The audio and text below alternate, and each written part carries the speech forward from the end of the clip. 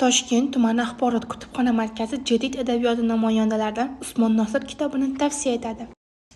Vatanning mustabidlar zulmidan ozod bo'lishini, millat farzandlarini sharafga to'lganlar qatorida ko'rishni orzulagan xalqimizning qalbi uyg'oq farzandlari, jadid adabiyot namoyandalari bugun yana o'z o'quvchilari bilan yuzlashmoqda.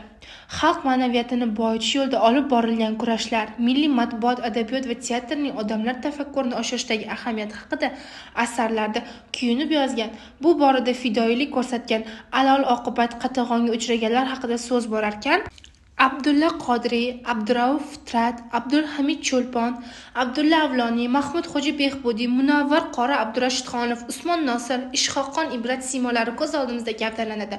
Ular o'z asarlarida ko'targan muammolar hamon bizning qarshimizda bo'y ko'rsatib turibdi. Biz hamon millatni uyg'otish, uyg'onganlarning vazifasi degan chorlovga munosib javob qaytara olganimiz yo'q. Jadid adabiyot namoyandalari ruknida tayyorlangan kitoblarimizni o'qir ekan, kitobxon o'zini shu vatanning ongli fuqarosi, vatani va millat taqdiri uchun mas'ul inson sifatida namoyon qilishga o'zida jur'at topadi.